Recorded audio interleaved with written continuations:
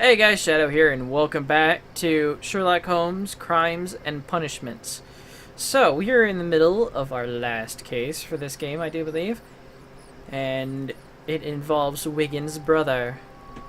It seems that he was being framed for the murder of these two. He tried to stop the bleeding with his hand. Death was not instant. Interesting. The bullet penetrated his stomach, a dreadful wound.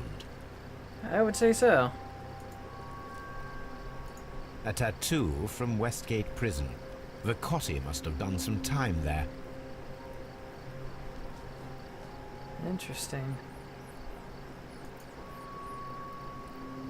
Brian Vicotti suffered greatly. What a terrible way to die. I have to agree with you on that one.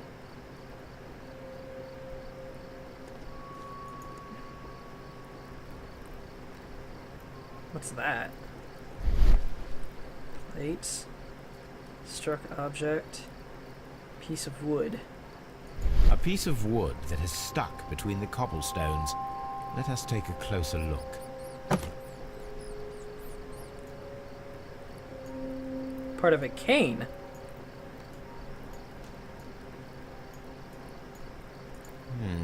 This shard of wood is quite new.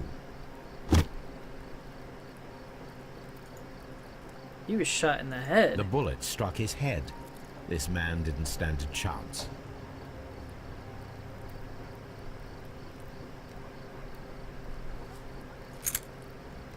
A key. This is an ordinary key. I wonder what kind of door it opens.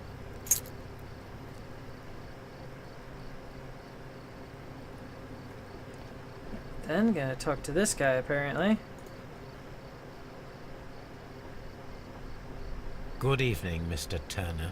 I heard Constable Marrow reply to you as Mr. Holmes. Are you that detective, gentleman? I've heard of you. And well, I know things about this evening. Excellent. Might we hear your story?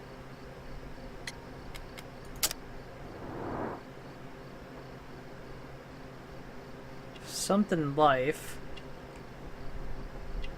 War veteran and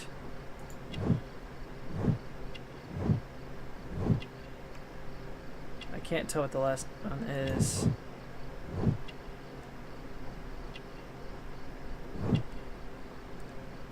Leaning? Oh, limping.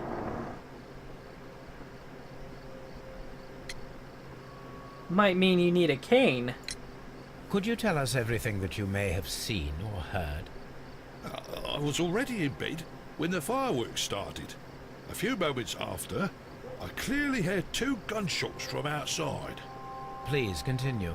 I quickly got up and I grabbed the lamp from my nightstand and I rushed towards the window. I looked down and I saw two bodies. And there was a man with a gun who was standing nearby. Where exactly? Well, near this body. Did he notice you? I don't think so. He rushed towards Whitechapel Street without looking around. Mr. Turner, did you see anyone else in the street? No, I saw no one but that man, the murderer, the fellow they caught. Really? Were the two shots you heard consecutive? Yes, there was a very short pause between them, and they sounded different somehow. It seemed to me that the second shot was louder than the first. That is an interesting comment. Oops. Mr. Turner, what were your actions after you stepped up to the window? I was afraid that the man with a gun might return, so I stayed close to the window till I saw the policeman coming in the half-moon from Whitechapel. Then I walked out to tell them everything I saw. You have helped us a great deal, Mr. Turner. He's not telling the full truth, I know that much.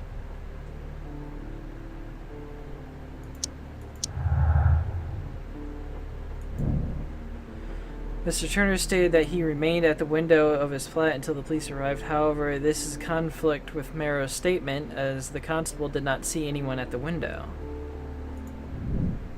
Yeah. Nope.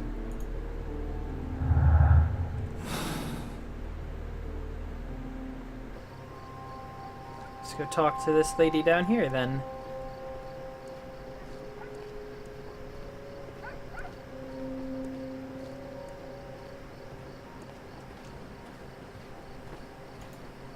Holly.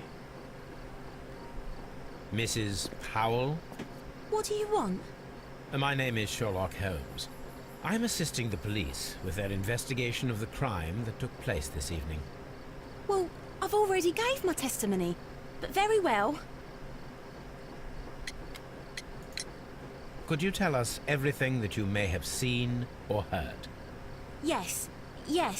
I was selling my flowers as usual, and then the fireworks began, in honour of Queen Victoria. I enjoyed those. But then, all of a sudden, a young lad ran out of Half Moon Street and stopped just by me. He had a gun in his hand. He was like a ghost, and all covered in blood. It was dark, but I could see him, because of the flashes from the fireworks. And then? I screamed as loud as I could. I knew that a policeman should be on duty in the vicinity. He had no time to escape. 2 constables got him. Then another constable came out from the very same street, and I heard him talking of a horrible murder. Mrs. Powell, did you hear the gunshots? I'm not sure. You know, what with the fireworks? Okay then. Did you see anyone else leaving Half Moon Street prior to or at the time of the crime? No, sir, I did not. Even with all the fireworks, I was very attentive, as I'm always on the lookout for customers. My thanks to you, Mrs. Powell. So, talk to Mr. Turner and check.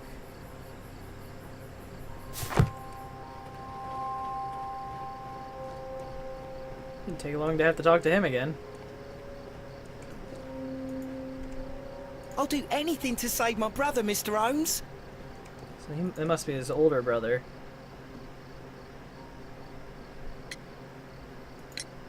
Mr. Turner, you have stated that you remained close by your window after the crime, is that correct? Oh, yes, Mr. Holmes. I stayed at my window until the policeman arrived to examine the dead bodies. I guess that. That is very interesting, Mr. Turner. Constable Marrow stated that he did not see anyone at the window when he was running through Half Moon Street. Well, I think Constable Marrow and me, we might have been distracted by the whistles and shouts coming from Whitechapel. We could have missed each other somehow. You understand what I mean? It was a bit of a stressful moment, to tell you the truth, sir.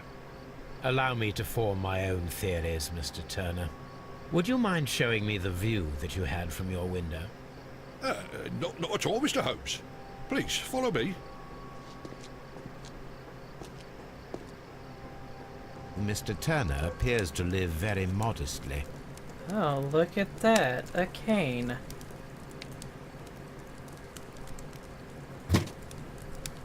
And it's broken. A perfect match. So, Mr. Turner broke his stick when it became stuck between the cobblestones. He did not mention that he was so near to the victims.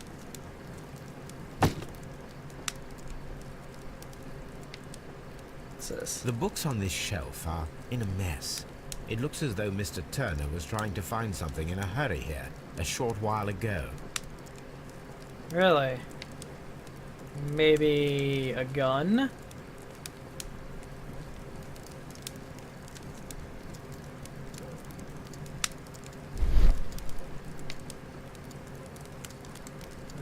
Uh-huh. Burnt paper, huh? The papers are almost entirely burned. I am unable to see what's written here. These words are illegible. This fire is dying out. It was last tended to over an hour ago. The papers were thrown into the fire just a short while ago. Yeah, otherwise they would have been burned up entirely. I'm guessing that's his view, or is it this over here that's his view?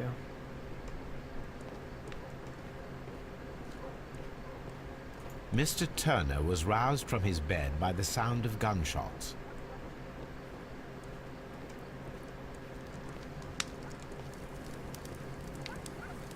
Very interesting. Who would have thought the fireworks would have woke him first? This kitchen knife is quite sharp.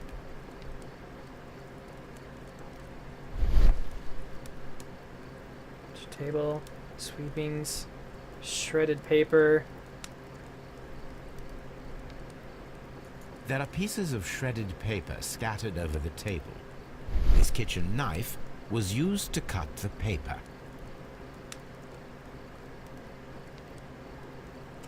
What would you be cutting paper for?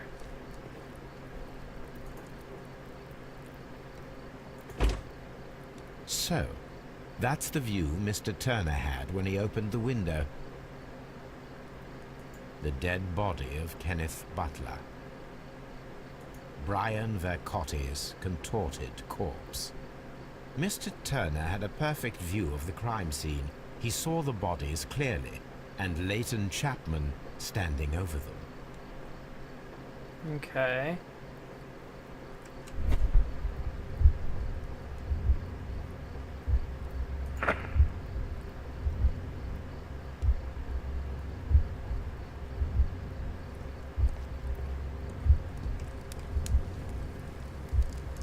Oh.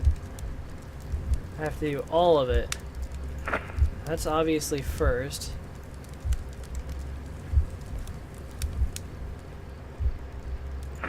Open the window, approach the bodies. Cut papers with a knife. No. Damn it. Activate that one. This broken stick, cut the papers with a knife.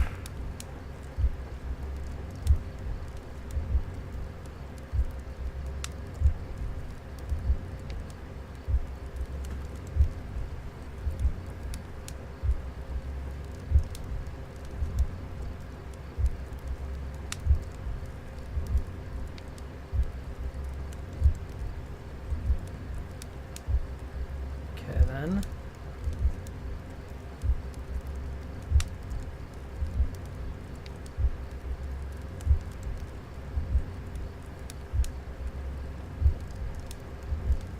Well, this seems like it's gonna take forever.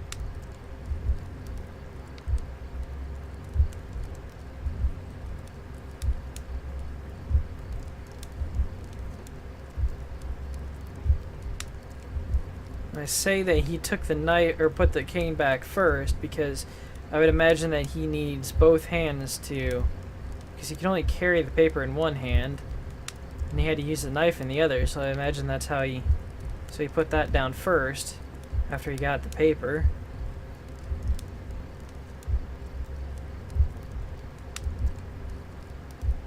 When he put the weight on the cane is when it got stuck.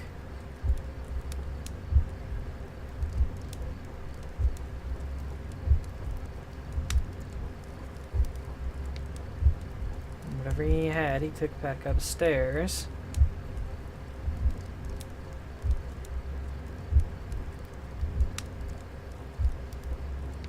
It was the jeweler that had the papers, though, right? I think that's who it was.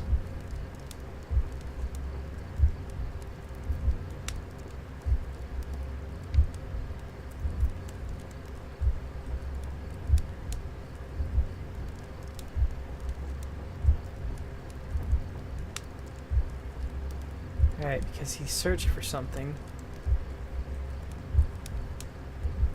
Put the cane in, he searched for something. Over here. He cut the paper.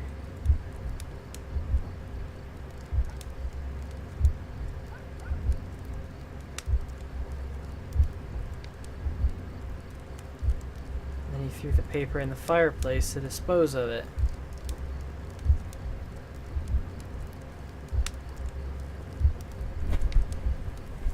So Mr. Turner used a book to hide an object that he found on Kenneth Butler's body. The question is, what did he find?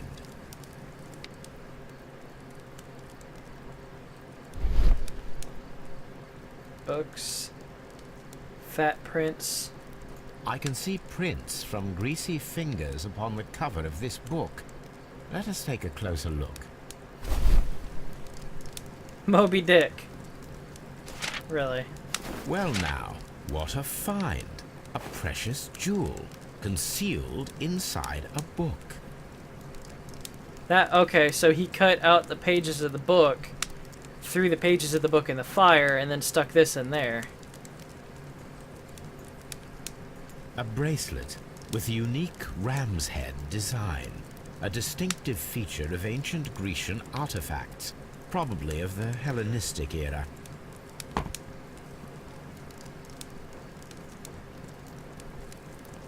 I guess I'm gonna have to go talk to him about that.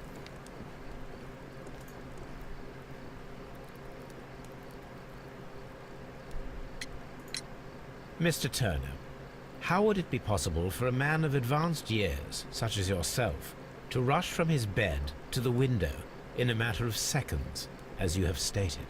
Well, I'm able to move very quickly, despite my age. And when the situation requires it, Mr. Holmes.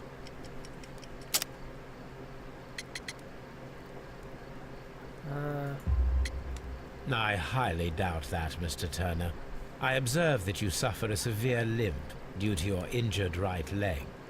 It would have taken at least 10 seconds for you to approach the window. That means you could have easily missed something or someone in Half Moon Street during that time.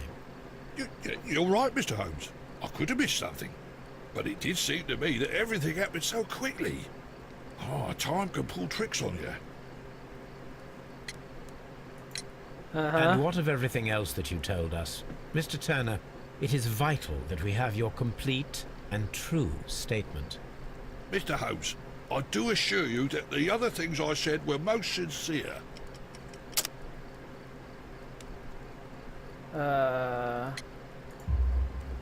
Mr. Turner, you were not sincere with me. Not then, and not now. But Mr. Holmes... This, Mr. Turner, does not look like anything that a poor man might possess. It is worth more than the home that you live in. I can explain. No, merely correct me if I am wrong. You saw Layton Chapman through the window, but you also noticed a glittering object on the ground, this precious jewel. You walked down and took the bracelet from the body of Kenneth Butler, and when you heard the whistles, you hurried away. That broke your walking stick. It caught fast between the cobbles.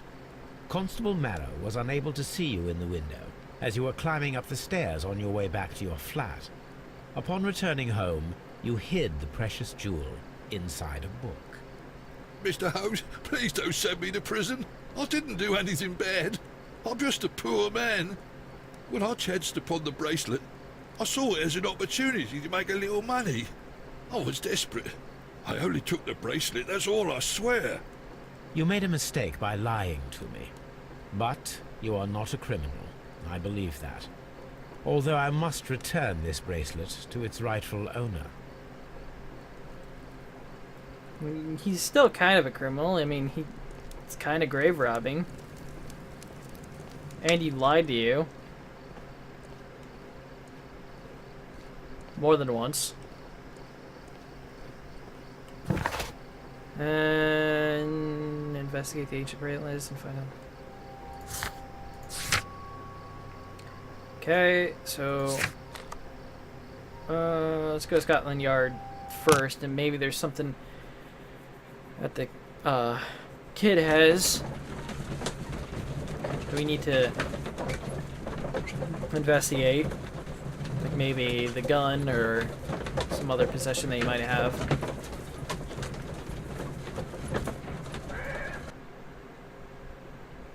It seems like this one and the last one were less complicated than the other ones. Whatever brings you here so late at night? I'm interested in the case of young Layton Chapman. He was arrested earlier this evening and accused of a double murder. I beg your pardon? That case is quite clear to the police. Or are there any new facts that we don't know about? Who knows, Inspector? Look, you are free to investigate, of course, Mr. Holmes. Chapman was arrested with a revolver in his possession, which you can find in the evidence room. The suspect himself is in custody. Did you find anything else on his person? A few personal belongings. Nothing particular, Mr. Holmes. Thank you, Lestrade.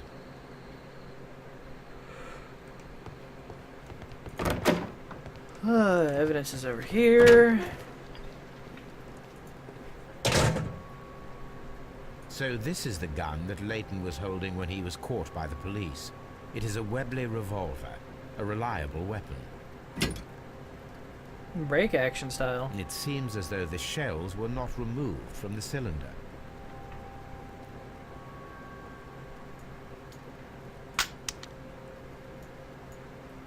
There's two shells. Out of the 6 shells have been fired.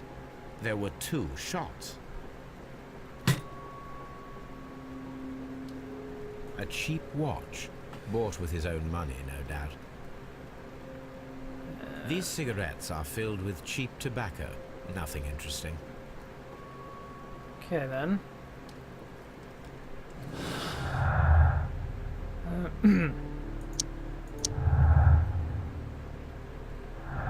Yes.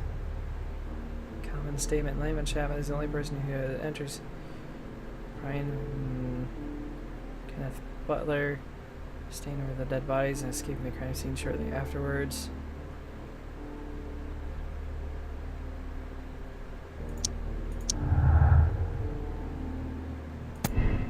Simultaneous shots. Turner could hear the contrast between 2 fired shots, as in fact 3 shots were made. First, a single shot was fired, and then 2 guns fired simultaneously directly afterwards. Okay. Turner could hear contrast between 2 different shots. So made different points. Maybe. But that sounds more interesting. And there's something I need to do about it. Crossfire. Okay. Lootless. Nothing to do any value, and as a person who was not caught by the police.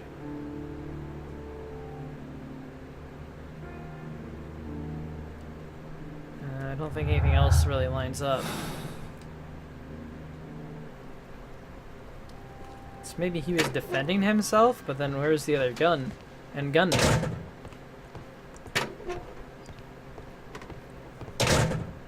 Please escort this suspect for interrogation. Good evening, Mr. Chapman. Who are you? I've got nothing to say. It's all a mistake. Calm down, Layton. I have come here to help you. To find out if you truly are innocent, as your younger brother Wiggins has told me. My brother? You know him? Then that means you're... Sherlock Holmes. Oh, blimey. All right, Mr. Holmes. I'll tell you everything. First, let's check you out.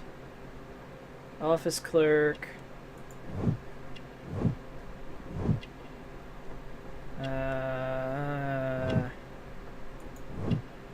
Fancy scarf. Office clerk. Handkerchief, maybe? Oh. Made a crime. Office clerk. Oh. Hot-headed.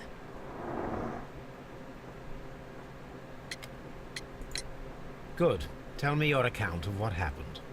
I left my work, and I hurried up to see the fireworks in Whitechapel. I was late, so I decided to cut through Half Moon Street. I saw the first fireworks light up in the sky. I bumped into a constable on a corner before entering Half Moon. Then suddenly, what with all the firework flare, I saw 2 men. They were both lying flat in the middle of the street. I stopped where I was. I thought about turning back to the police, but as I was thinking of that, I saw a third person. He was leaning over the body that was furthest from me. The second I saw him, he raised his head and he stared at me. In a flash, I saw his gun, but he made a dash for it instead and he escaped through Whitechapel Street.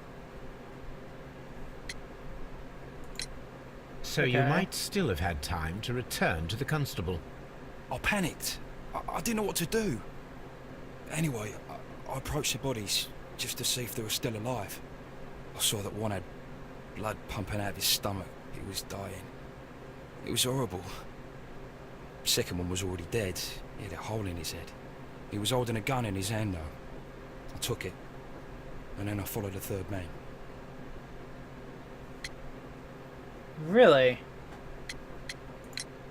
Interesting. Pray, continue. I turned a corner, and I saw the man standing in the middle of the street. He seemed to be in some sort of panic. And then, Mr. Holmes, something strange happened. I told the police and they laughed at what I said, but I swear to you, my words are true. I started running towards him. But then I was blinded by a flash. It was so bright that I hardly saw anything for a good dozen seconds. But I kept running forward. As I arrived in Whitechapel, I heard a woman screaming. And then I was caught by the police. But there wasn't a trace of that man. Of course, then they found a gun and all that blood. I couldn't see the murderer escaping and all that mess. Perhaps I was still half-blinded at that moment. A thrilling account, my young man. Maybe it was like some kind of primitive flashbang or something? Layton, are you able to describe the person whom you saw standing in Half Moon Street? Well, I wasn't able to see his face at all. It was too dark, and he was too far away. I could see his silhouette. And what about that? Nothing so special. He was wearing a jacket. He was quite average in size and his weight. I see. Was there anything else that struck you at the time? No.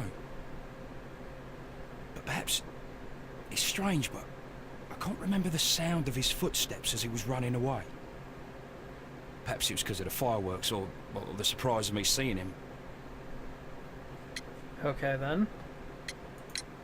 Layton, I confess I am puzzled. Why should a young lad like you take a gun from the hands of a dead man and set off in pursuit of a probable killer? I know. I keep wondering that, but at the time it was like a reflex.